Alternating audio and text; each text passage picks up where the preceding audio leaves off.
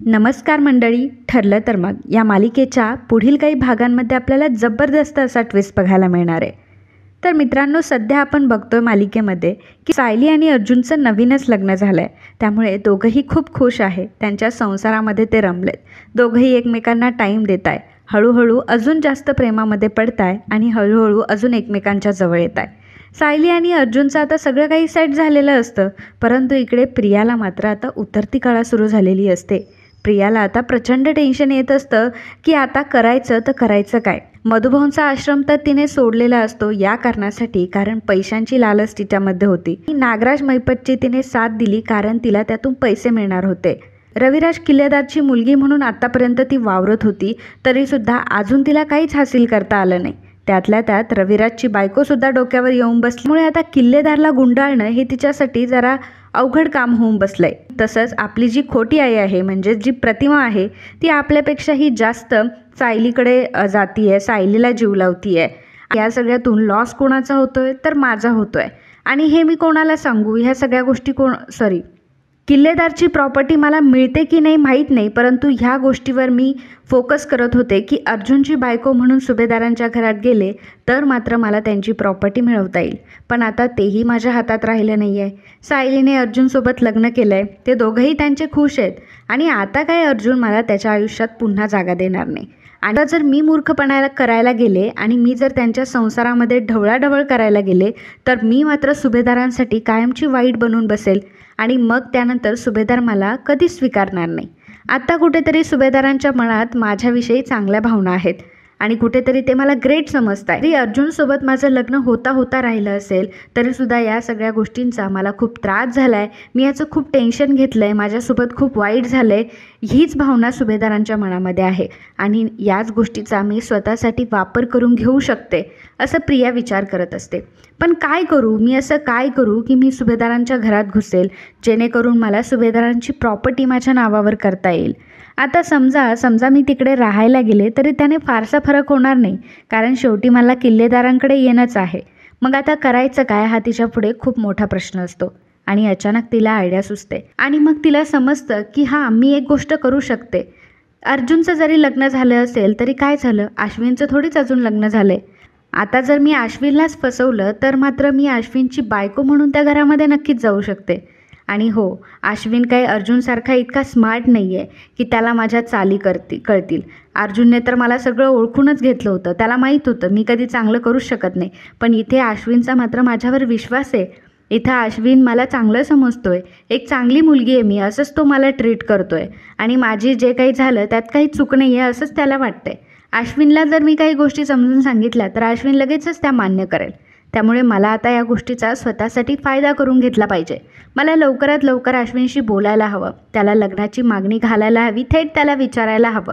आणि हाच एक उपाय आहे माझ्याकडे की मी पुन्हा सुभेदारांच्या घरात जाऊ शकते आणि तिथं गेल्यावर माझे 2 कामं होतील. पहिली गोष्ट म्हणजे सुभेदारांची प्रॉपर्टी मला माझ्या खिशात घालता येईल आणि दुसरी गोष्ट म्हणजे त्या सायलीला मला धडा शिकवता येईल. आत्तापर्यंत त्या सायलीने मला खूप छळलं आहे.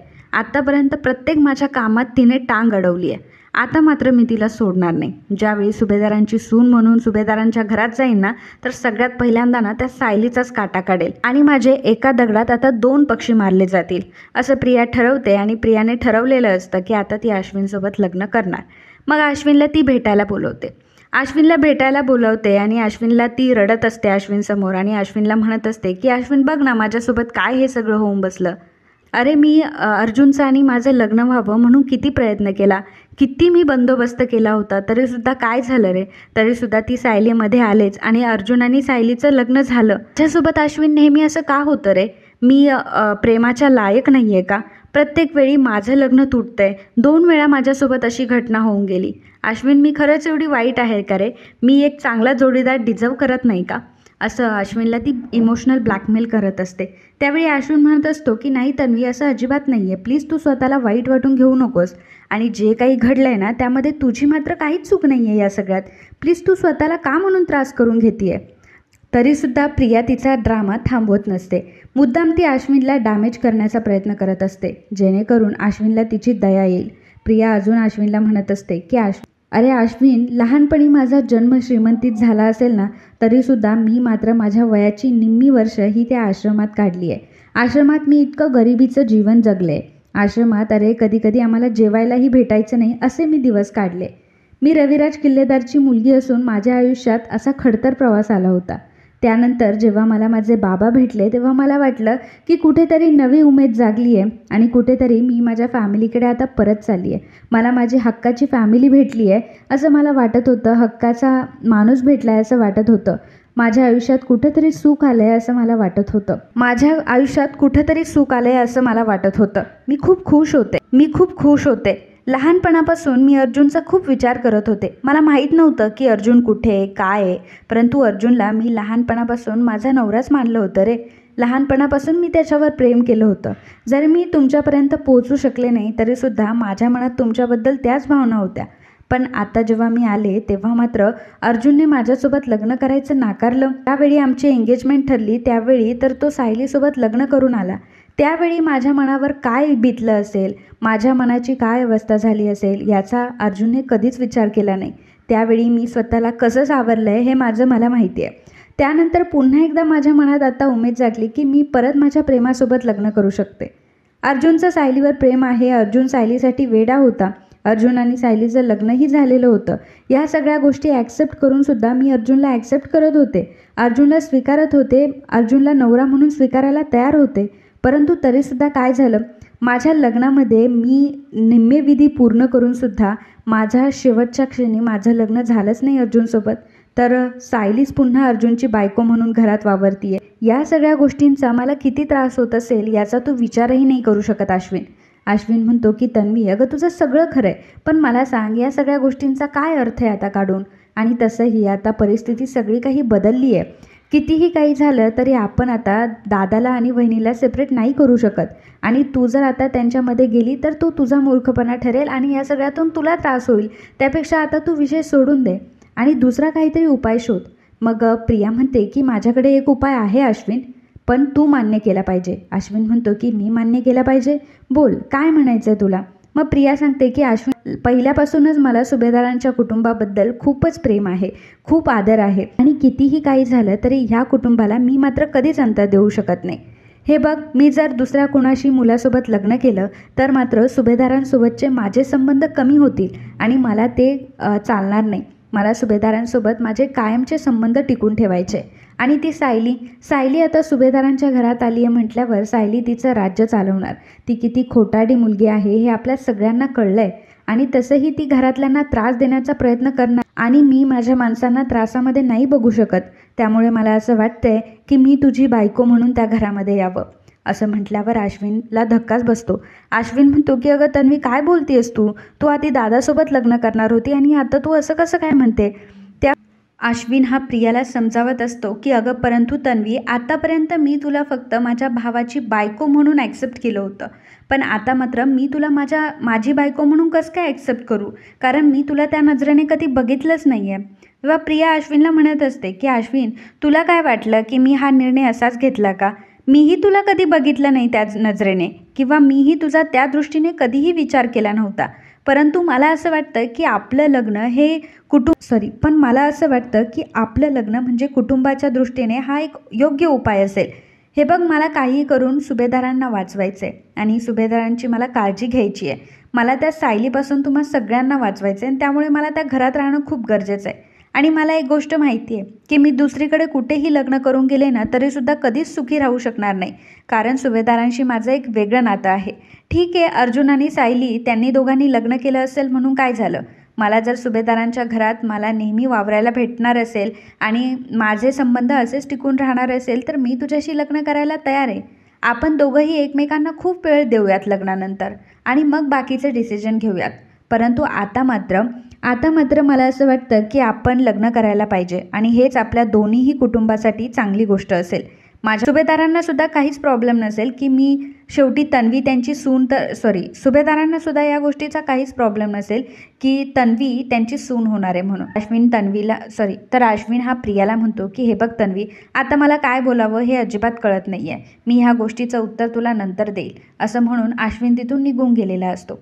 अश्विन घरी येतो आणि पूर्णा आजी आणि कल्पनाला घडलेला सगळा प्रकार सांगतो आणि सांगतो की कशा प्रकारे तन्वीने मला लग्नाची मागणी घातली आहे आणि ती म्हणते की माझ्याशी लग्न कर.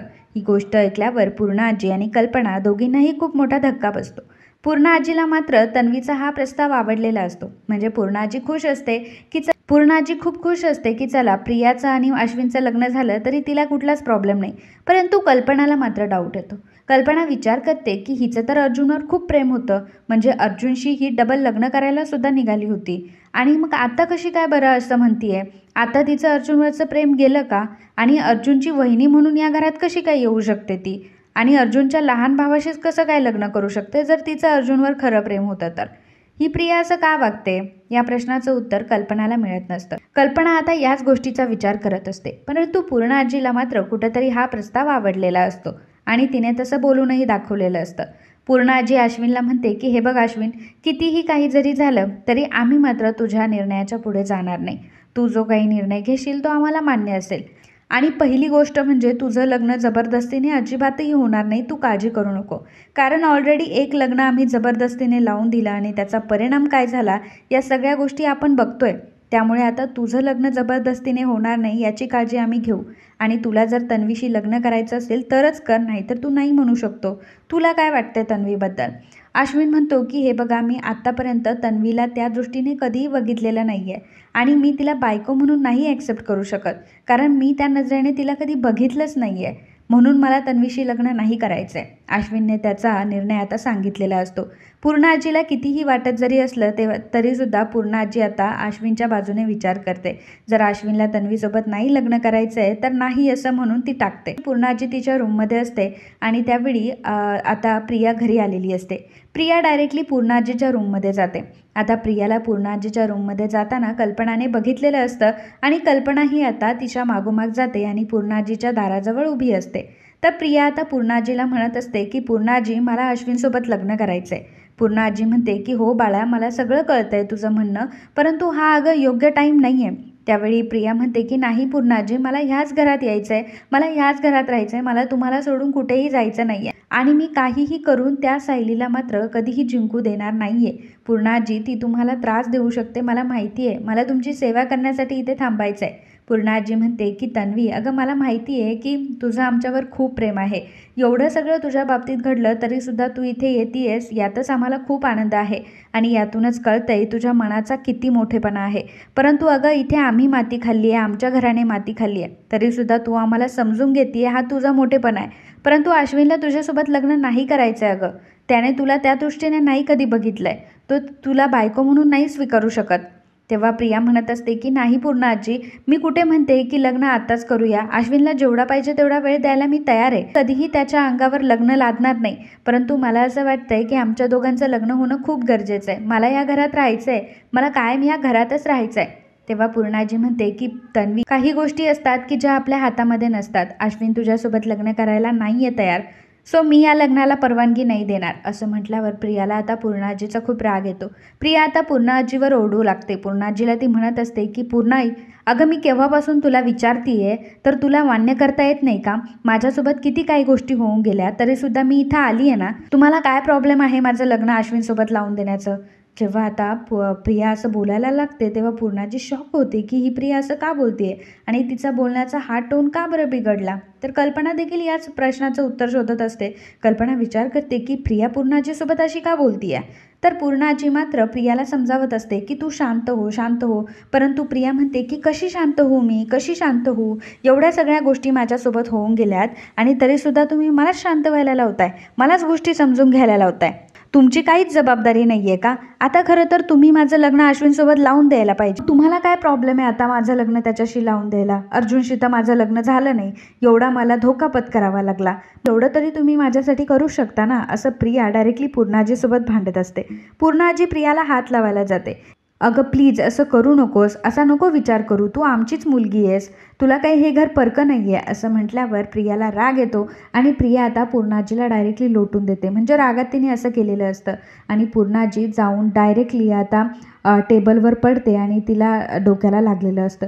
पूर्णाजीच्या डोक्याला लागलं आहे ही गोष्ट पाहून आता प्रिया मात्र खूप घाबरते. प्रियाला आता प्रचंड टेन्शन आलेलं असतं आणि नेमकं कल्पना हा सगळा प्रसंग होण्याच्या आतच तिथून निघून गेलेली असते. तिने बघितलेलं नसतं की प्रियानेच पूर्ण आजीला ढकललंय. आता पूर्ण आजीला ढकलल्यामुळे प्रिया खूपच घाबरलेली असते. प्रियाला प्रचंड टेन्शन आलेलं असतं आणि प्रियाला कळतं की आता जर मी म्हातारीला ढकललंय, ही गोष्ट इथं कोणाला कळली तर माझी काही खैर नाही. म्हणून प्रिया आता लगेचच तिथून पळ काढते.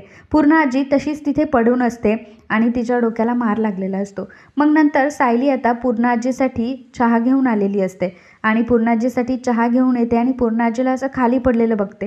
तिला प्रचंड मोठा धक्का बसतो. सायली खूप घाबरलेली असते. पहिल्यांदा ती पूर्ण आजीला उठवते, परंतु पूर्ण आजी बेशुद्ध असते. सायली खूप घाबरते आणि नेमकं घरामध्ये कोणीच नसतं त्यावेळेला. म्हणजे अश्विनही नसतो, अर्जुनही नसतो, कोणीच नसतं आणि फक्त कल्पना आणि पूर्ण आजी आणि सायली ह्या तिघीच घरामध्ये असतात. मग सायलीला काहीही करून पूर्ण आजीला हॉस्पिटलमध्ये न्यायचं असतं. घरात कोणीच नसतं, त्यामुळे सायली आता स्वतः रिक्षा करून पूर्ण आजीला हॉस्पिटलमध्ये घेऊन जाते आणि हॉस्पिटलमध्ये पूर्ण आजीला ॲडमिट केलेलं असतं. कल्पनाने हा सगळा प्रकार बघितलेला असतो. वेळेला सायलीच ही कामाला धावून आली आणि पूर्ण आजीची तिने काळजी घेतली. या गोष्टीमुळे कल्पनाच्या मनात सायलीबद्दल थोडासा एक चांगला पॉईंट तयार होतो. सायलीने पूर्ण आजीचा जीव वाचवलेला असतो, कारण त्यावेळी पूर्ण आजीला खूप मोठी जखम झालेली असते आणि ब्लड लॉस झालेला असतो. परंतु सायलीमुळे ती गोष्ट आटोक्यात आलेली असते आणि डॉक्टरांनी सुद्धा सायलीचं त्या बाबतीत कौतुक केलेलं असतं. जेव्हा पूर्ण आजीला कळतं की सायलीनेच तिला हॉस्पिटलमध्ये आणलंय, तेव्हा मात्र पूर्ण आजी सायलीला थँक्यू म्हणते. म्हणजे पूर्ण आजी सायलीला म्हणते की आज तू होती म्हणून मी वाचले, बरं झालं तुम्हाला हॉस्पिटलमध्ये आणलंस. सायली म्हणते की पूर्ण मी तुम्हाला अशा अवस्थेत कधीच नाही बघू शकत. परंतु झालं नक्की काय होतं? मग पूर्ण आजी आता घडलेला पूर्ण आजी सांगते की तन्वी घरी आली होती आणि अश्विनसोबत लग्न करायचं म्हणत होती. मी तिला सांगत होते, परंतु तिने रागामध्ये मला खाली पाडलं आणि मला ढकलून दिलं, त्यामुळे माझ्या डोक्याला मार लागला. ही गोष्ट ऐकल्यावर आता अर्जुनला खूप राग आलेला असतो तन्वीचा आणि अश्विनला सुद्धा खूप राग आलेला असतो. त्यातल्या त्यात प्रिया तिथून पळून गेलेली असते, म्हणून कल्पनाच्याही आता ती डोक्यात बसलेली असते आणि कुठेतरी आता सुभेदार कुटुंबला आता बरोबर ओळखत असतं. तर प्रिया मात्र पूर्ण आजीला तिने ढकलून दिलेलं असतं, त्या गोष्टीमुळे मात्र घरीच दडून बसलेली असते, लपून बसलेली असते. तिला असं वाटतं की हा सगळा प्रसंग तिच्यावर नाही ओढवणार, कारण तिला माहीतच नसतं पूर्ण आजीला हॉस्पिटलमध्ये ॲडमिट वगैरे केलं आहे आणि पूर्ण आजी हॉस्पिटलमध्ये आहे. तिला एवढं लागलं आहे की ती तिला वाटतं की तिने वरच्यावर ह्या सगळ्या गोष्टी केल्या, परंतु त्या पूर्ण आजीला इतक्या जड गेल्या ही गोष्ट तिला माहीतच नसते. तर मित्रांनो, सुभेदार कुटुंबाच्या विरोधात प्रिया आता गेलेली आहे आणि प्रियाचा खरा चेहरा सुभेदार कुटुंबांना आता दिसायला लागला आहे. हळूहळू प्रियाला ते ओळखायला लागतील आणि एक दिवस असेल की ते प्रियाला किकआउटसुद्धा करतील. याबद्दलचं तुमचं काय मत आहे हे आम्हाला नक्की कमेंटमध्ये कळवा. तर मित्रांनो, आपण जे ट्विस्ट एपिसोड आपल्या चॅनलवर अपलोड करत असतो, मालिकेत पुढे काय घडणार आहे हेच आम्ही तुम्हाला सांगत असतो. परंतु ट्विस्ट एपिसोड म्हणजे फक्त हे मालिकेत पुढे घडेल अशी एक संभाव्यता आहे. हे सगळं असंच घडेल असं नाही. तमिळ, तेलुगू, कन्नड अशा काही भाषांमध्ये या सिरियलचा रिमेक बनवला गेलेला आहे आणि त्यांची जी स्टोरी आहे ती स्टोरी आपण इथे फक्त मराठीमध्ये तुमच्यासोबत सादर करतो. त्यामुळे प्रत्येक सीन हा तसाच घडेल असं काही नाही, परंतु असं घडण्याची शक्यता आहे एवढं मात्र नक्की. मित्रांनो, आजचा हा ट्विस्ट एपिसोड तुम्हाला आवडला असेल तर आपल्या व्हिडिओला लाईक आणि सबस्क्राईब करायला अजिबात विसरू नका. धन्यवाद.